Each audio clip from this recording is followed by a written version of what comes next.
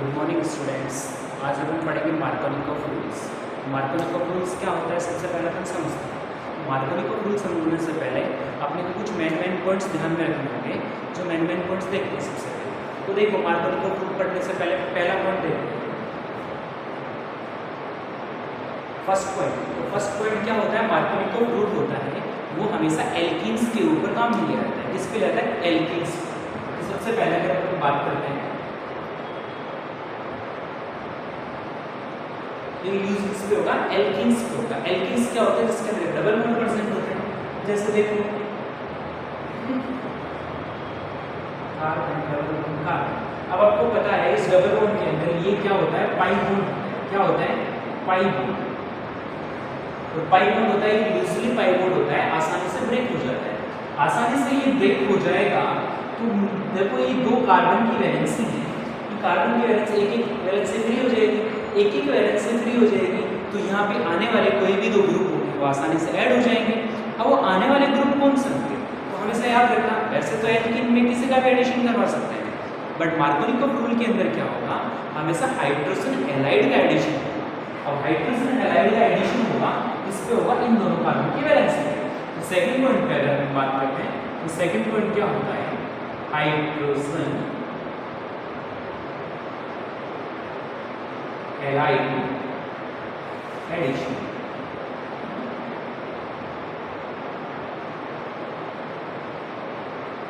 Hydrogen halide addition, तो hydrogen halide addition के अंदर अगर बात करते हैं तो HI होता है, HBr होता है, HCl होता है। ये इनका रिएक्टिविटी का ऑर्डर होता है। HI होता है, HBr होता है, HCl होता है। तो इसमें HF क्यों नहीं होता, HF इसलिए नहीं होता क्योंकि उसका बॉन्ड डिसोसिएशन के लिए एनर्जी, ज़्यादा एनर्जी की रिक्वायरमेंट होती है, इसलिए वो आसानी से नहीं टूटता है। इसलिए फ्लोरीन को हम कभी भी कंसिडर नहीं करते। आयोडीन आसानी से ब्रेक हो जाता है, तो आयोडीन की सबसे ज़्यादा रिएक्टिविटी होती है। फ्लोरीन होता है, फिर उसकी कम होती है। तो यहाँ पे ब्रोमीन को क्या करते हैं, ब्रोमीन को ही कंसिडर करते हैं। क्यों, क्योंकि एंटी मार्कोनिकॉफ रूल के अंदर ब्रोमीन को यूज में लेते हैं। तो अपन यहाँ पे भी मार्कोनिकॉफ के अंदर भी Br को ही ले सकते हैं, चाहे तो अपन आयोडीन क्लोरीन को भी ले सकते हैं। तो अपन ब्रोमीन को पढ़ते हैं, तो ब्रोमीन को देखते हैं, ठीक है। तो हाइड्रोजन हैलाइड की अगर बात करते हैं, तो ये दोनों में से एक यहाँ पे जाके जुड़ेगा, एक यहाँ पे जाके जुड़ेगा। थर्ड पॉइंट पे आता है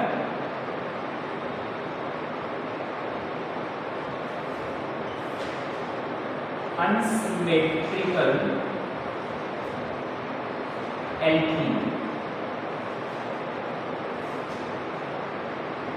अनसिमेट्रिकल एल्कीन के ऊपर मार्कोनिकॉफ एंटी मार्कोनिकॉफ के रूल फॉलो होते हैं।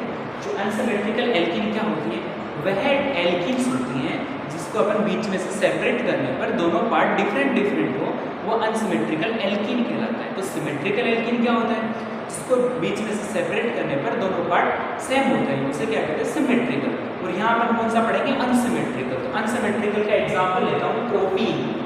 देखो CH3 CH double bond CH। तो देखो इसको अगर बीच में सेपरेट करते हैं तो दोनों पार्ट अलग अलग होते हैं, ये क्या होता है, अनसिमेट्रिकल एल्कीन। तो वो रिएक्शन किस पे होती है, अनसिमेट्रिकल एल्कीन पे होती है। फोर्थ पॉइंट आता है इसमें, जैसे HX ले लिया, HX को अगर मैंने इसको यहाँ पे बॉन्ड ब्रेक किया तो H पॉजिटिव में टूटता है और X नेगेटिव।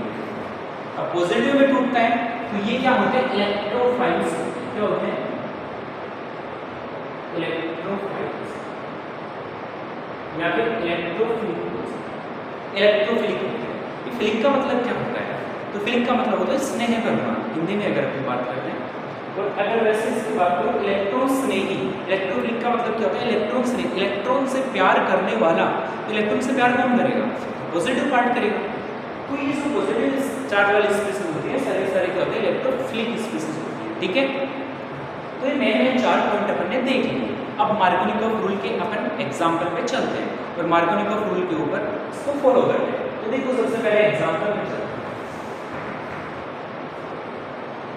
तो मार्कोनिकॉफ रूल के लिए सबसे पहले मार्कोनिकॉफ रूल किसको होता है, अनसिमेट्रिकल एल्कीन।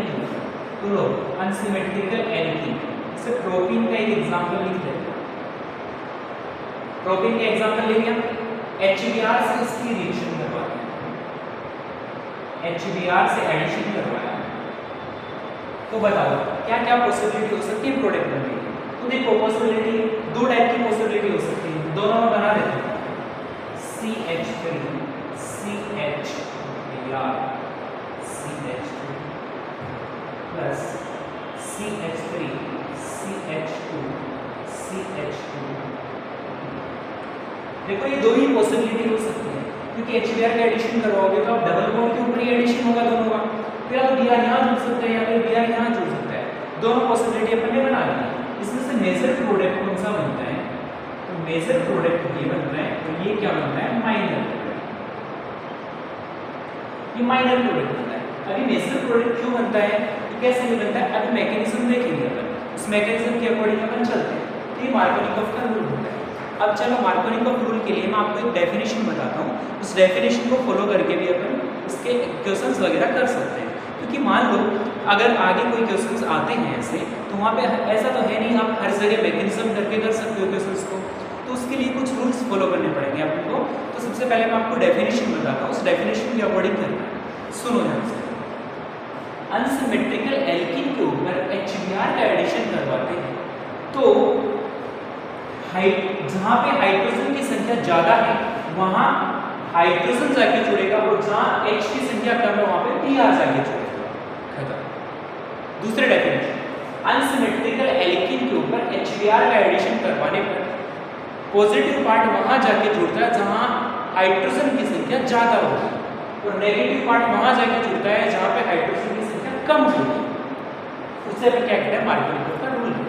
तो ये मार्कोनिकॉफ रूल का एक एग्जांपल लिया था। मैं पहले आपको मैकेनिज्म बताता हूँ, फिर एक दो एग्जांपल बताता हूँ कि मार्कोनिकॉफ रूल कैसे फॉलो होता है। सबसे पहले इसकी मैकेनिज्म देखो, CH3 CH2।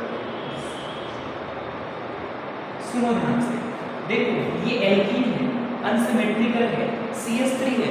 CH3 का कौन सा इफेक्ट लगता है? प्लस आई इफेक्ट लगता है। तो जैसे देखो ये प्लस आई इफेक्ट लगाएगा तो ये बॉन्ड की इलेक्ट्रॉन कहाँ शिफ्ट हो जाएंगे? इसके पास शिफ्ट हो जाएंगे, तो अपने पास बनेगा क्या?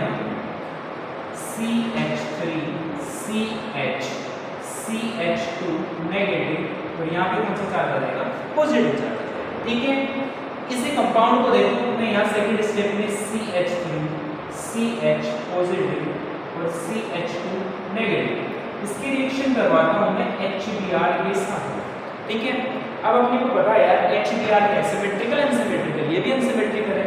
इलेक्ट्रॉन विड्रॉइंग भाई इसकी ज्यादा है तो ये अपने को खींच लेगा, तो यहाँ से H प्लस में टूट जाता है, Br माइनस में टूट जाता है। तो प्लस किसके पास जाएगा? नेगेटिव के पास, प्लस नेगेटिव के पास आ जाएगा, और ये नेगेटिव किसके पास चला जाएगा? पॉजिटिव के पास। प्रोडक्ट क्या बनेगा? देखो ध्यान से, CH3 CH2 CH3 सॉरी, तो यहाँ पे क्या जुड़ जाएगा इसके साथ? Br। देखो ये Br यहाँ, और ये प्रोडक्ट बन गया। यहाँ से देखो ये कार्बोकैटायन बनता है, और कार्बोकैटायन 2 डिग्री कार्बोकैटायन बनता है। तो कार्बोकैटायन का स्टेबिलिटी का ऑर्डर आपको पता है, पिछली क्लास में पढ़ा था कार्बोकैटायन का स्टेबिलिटी का ऑर्डर होता क्या है? चलो फिर भी याद नहीं है, तो कार्बोकैटायन का स्टेबिलिटी का ऑर्डर 3 to 1 होता है। अपन ने देखा था कि सबसे ज्यादा कार्बोकैटायन होंगे, वहाँ पे अल्फा हाइड्रोजन होंगे, अल्फा कार्बन होंगे, वो सबसे ज्यादा स्टेबल होगा। तो इसका कार्बोकैटायन का स्टेबिलिटी का ऑर्डर क्या होता है? तो कार्बोकैटायन का स्टेबिलिटी का ऑर्डर आपको पता है 3 डिग्री 2 डिग्री और 1 डिग्री, यही होता ना कार्बोकैटायन का स्टेबिलिटी का ऑर्डर। तो इसलिए यहाँ पे देखो, यहाँ कार्बोकैटायन है तो 2 डिग्री कार्बोकैटायन बनता है, अगर यहाँ आता तो 1 डिग्री कार्बोकैटायन बनता, तो स्टेबल कौन सा होता है? 2 डिग्री कार्बोकैटायन। तो ये इसकी छोटी सी मैकेनिज्म, तो ये होता है मार्कोनिकॉफ रूल। ओके, तो ये आप समझ गए होंगे मार्कोनिकॉफ रूल होता है क्या। चलो इसके ऊपर अपन एक दो एग्जांपल कर लेते हैं, देखते हैं उस एग्जांपल के अंदर मार्कोनिकॉफ रूल कैसे फॉलो होता है, कैसे नहीं होता है। तो देखो समझो चीजों को ध्यान से, एग्जांपल लेते हैं।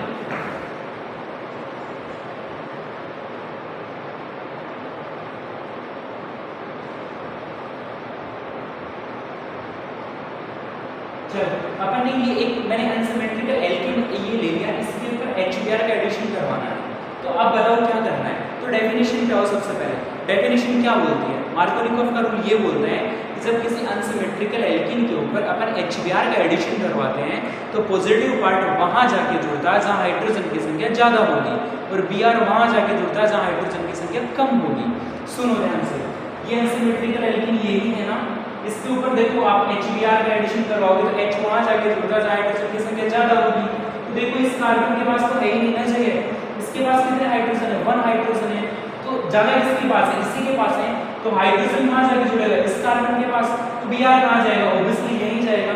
इसके प्रोडक्ट क्या होगा, इसका प्रोडक्ट देखो, समझना ध्यान से, यहाँ हाइड्रोजन जुड़ जाएगा और यहाँ पे क्या जुड़ जाएगा, देखो कितना इजी हो गया, ठीक है। ऐसे एक एग्जांपल और देता हूँ,